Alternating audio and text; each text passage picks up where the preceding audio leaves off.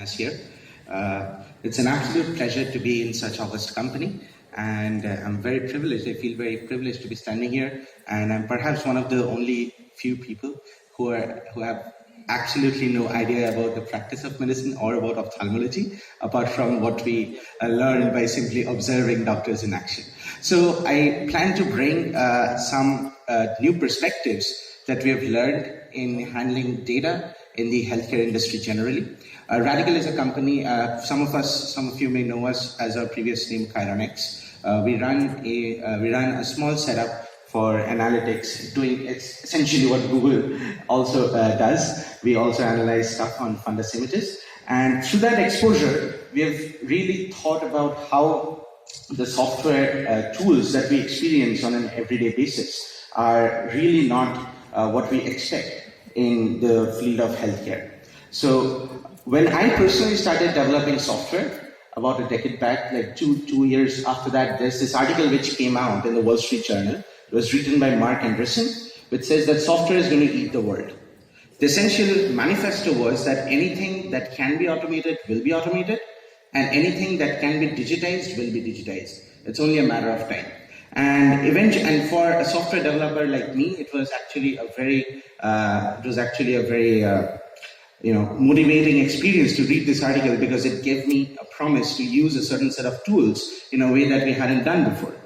And then we've seen in the last 7, 8, 9, 10 years this really coming true. So everything that we consume today comes from Amazon, which is a piece of software. Today there were live surgeries right here in this conference, which were live streamed through a video conferencing software called Zoom. Our entertainment comes from Netflix. Google Ads has practically disrupted and has practically put into ground almost all other marketing channels. And very recently, we have also had fully electric and autonomous cars. We have Tesla as a car manufacturer, where they proudly proclaim that the car is essentially a piece of software encased in a body. And this is something that we experience every day. If I wanted to go from here to the airport, it would be at the tap of a button. If I wanted to check on my financial investments, that would also come to me in the tap of a button, and everything would be pre-integrated. Even my business accounting would just require me to go connect it to my bank, and then it would give me a nice little dashboard saying that, this is something that you can see right there. Now the question is that if software has eaten up so many different worlds, then what has it done for healthcare? And well, the promise was really big. It was back, and I want to sort of bring your attention to the date over there. This was promised back in 2013, so about 6 years before Sundar Pichai claimed that we can diagnose eye diseases. IBM Watson had claimed that we can diagnose cancers better than human doctors. And we waited for a really long time. And I can tell you from experience that I'm a Kolkata person. We are quite habituated to waiting for many different things. But essentially, that promise did not come true. So we thought that, okay, if our banking software really looks like this, then what has really gone wrong in healthcare software that people are not using it, that we're not really seeing the hype transform into reality? So we asked ourselves a question, and it was at this point that we had already started dabbling with a little bit into medical technology. We had a few connections, and Disha was very gracious to help us through this journey. Most of our learning comes from here. So we thought that let's go and see how does the best open source EMR actually perform. So I'm going to actually open this up for you. This is OpenEMR, which is the basis for most EMRs over here. Oops.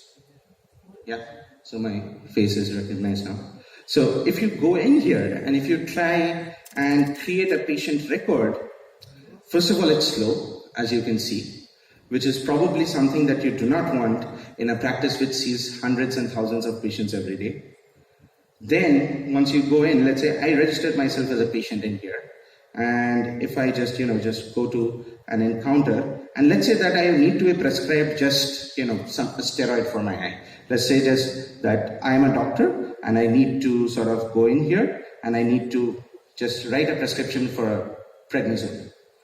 Well, I'm trying to do that, but you can see that it's asking me to do all sorts of things. And now a new page is loading up, which gets me to another eye exam page. And then I think I have something over here, but I'm not really sure where I should put this thing. And, oh, okay, so I've got meds over here. So if I want to prescribe prednisone for 6 days, it was at this point that I started realizing that me as a software person, if I'm struggling to use this to this extent, it is no wonder that the entire industry is basically just lying to itself. So we decided to try and understand that what are the things that really, inspires people to do this. Well, it turns out that it has always been very billing centric. It has never been physician centric.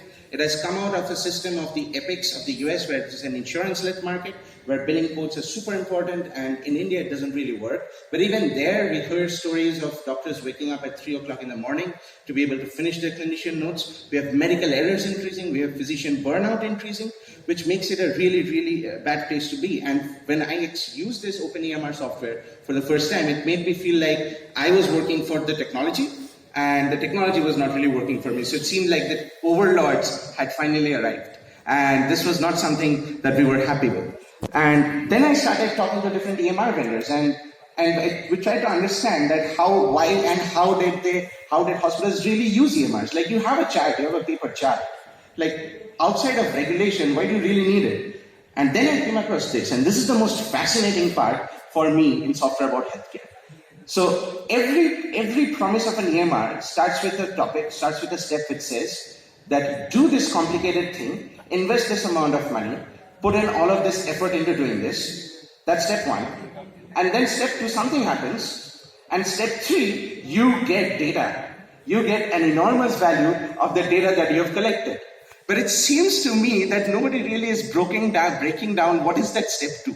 Like, what is the value of this data and how can we really use it? What is the equity of that data if you want to consider it as an asset? Like, how do we proceed about that? So we decided to challenge ourselves and work together with Disha in trying to figure out that can we run small, tiny experiments in creating software which has 3 basic tenets. It should save time for the physician, it should respect workflows, and should automate but without interrupting. And finally, the end product of this, that step 3, should be the value of data as equity. And I want to walk you through a couple of little experiments that we've been running, and I hope that we'll get some collaborators over here as well. The first thing that we know is that Disha already has an EMR. But that I mean no malice, but it is really the equivalent of a swamp. What we need to do is we need to take out the garbage, we need to take out the destandardization, and we need to convert it into a pristine, beautiful lake. Because once you have that, that is when we can create structures and we can create processes which can actually leverage that data, just the way that Uber gives you a customized pricing for every single one of you, by leveraging your consumer surplus at every point in time. So the first thing was fairly simple. The first thing was every hospital has 20 or 30 different machines. I don't know how, but these machines don't seem to talk to each other. To get a printout of an OCT machine into a digital format is an inordinately expensive exercise in terms of time. I have seen people print it out, scan it, and upload it to their EMR. I've seen people print out PDFs and put it there. That totally destroys the value of the data. So the first thing that we did was we took every single machine from every single vendor, which was a big challenge, by the way, because sometimes they're designed not to be integrable. But we did that, and we decided that these machines have to talk to each other. Once we figured out that the machines could talk to each other, the next step was fairly easy. The next step was that how can we save time for a doctor who's interpreting what's coming out of the machine? Can the machines now talk to the doctor? So I'm going to show you a quick thing. So if you actually have a fundus image over here, and let's say I'm selecting this one, and so if you actually, so the first thing is that every camera that you have in your hospital is equipped with internet, it's equipped with stuff that integrates it automatically. So what it next does is it takes this fundus image, it automatically does all of the findings for you, and it puts it there in a language that you would expect to find in a SOAP note. The next thing is, now that you have the machines talking to the doctors, can the doctors now talk to the machines? And this is where we run into actually a bunch of different problems. But the thing is, when I was trying to enter for myself, prednisone for 6 times a day or something like that, it took me a long time, and I had to do it like in 5 different fields. We thought that is expensive, that is unnecessary, and if we build a user experience like that, nobody's ever going to use it. So it was our job as software people to figure out from the free structured space that a doctor has to be able to cultivate the art and science of diagnosis, to be able to take that out. So if I put this into my software right now, the challenge for that is that this will get recorded, but it won't be structured, which means that typically this won't be something that you can find by searching. So if I now want to, so if I have a line like this in my EMR, which I'm sure many of you currently have, it won't allow you to later on go and search, okay, what are the patients I gave prescribed prednisone to? What are the patients that, what dosage did they have? For what duration did they have? So what we've done is we have essentially built machine learning tools which can do this entity extraction automatically. So you give it a single thing and it can come up with this. So, and you could change this to anything that you want. If I'm having like if the food today was beautiful, by the way, thank you for lunch. But if I really want to do that, if I really want a Rantac or something, then I can just write Rantac 150 mg every day for a month. Is that too much? I don't know, I'm not a doctor. But if I do that, it should be able to take this out. It should be able to tell me that Rantac is the brand name that I'm using, 150 milligram is the dosage that I'm using, it's to be put in every day, and it's to be for the duration of a month. And this right now has an even greater potential, which we're currently building out, where you should be able to not just type it in, but also write things down.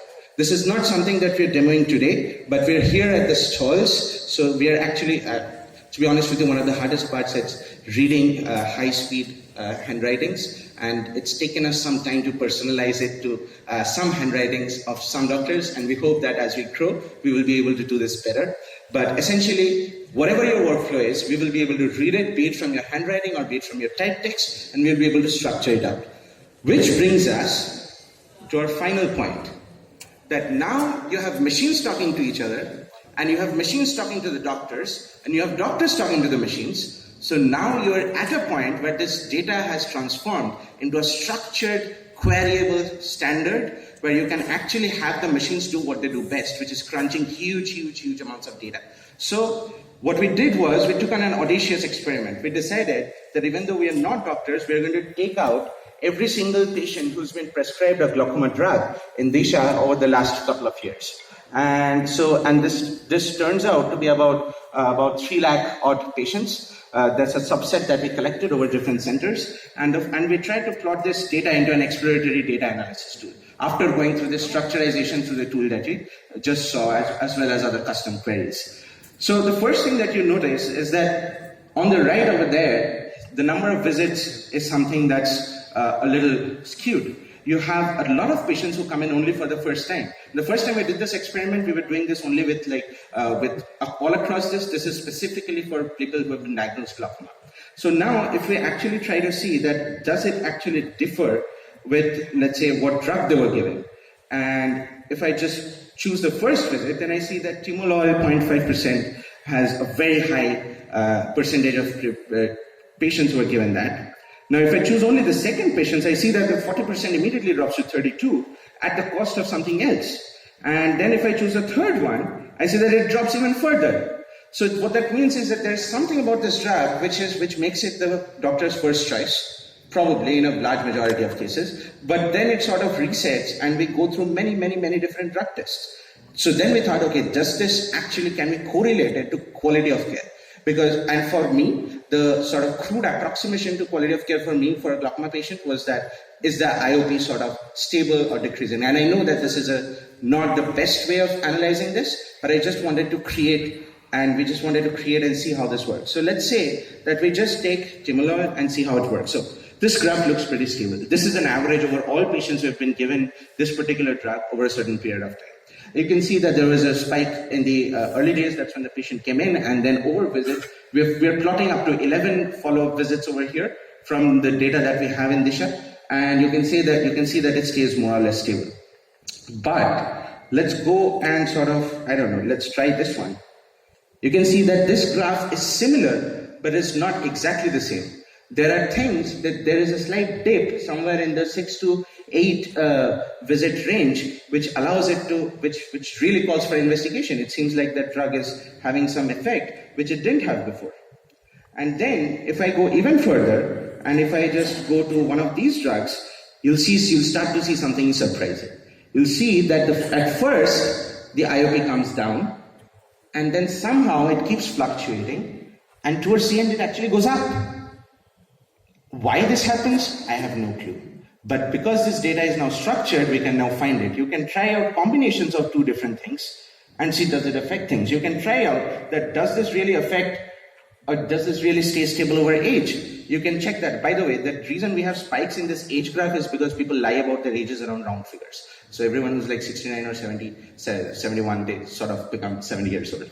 So we played around with this, and this is not a very, I know that this is not a very scientifically accurate study, but the fact is that, first of all, we are not doctors, and we are not here to find answers to those questions.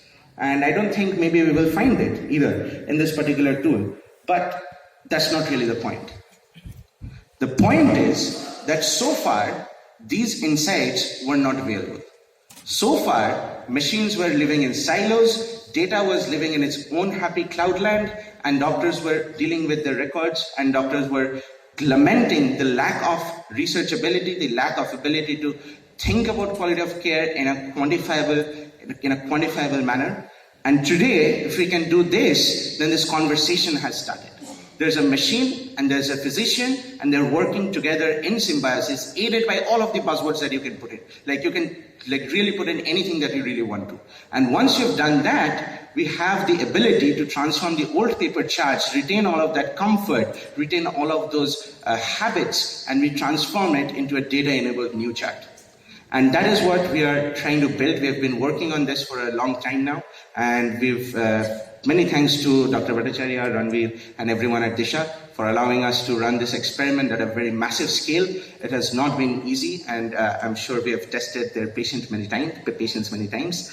We are also looking for early collaborators to come join us in this initiative. And I would be remiss if I didn't mention that my team, Shubham and Shibjash, are here, who helped me put together the glaucoma demo.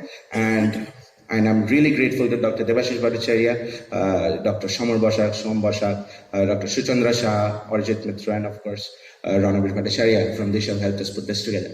If any of you feel interested, if you're frustrated about the state of software in healthcare, you can scan that QR code over there with your camera. It'll pop up and email to me.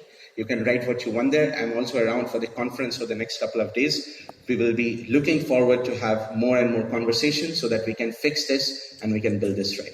Thank you very much.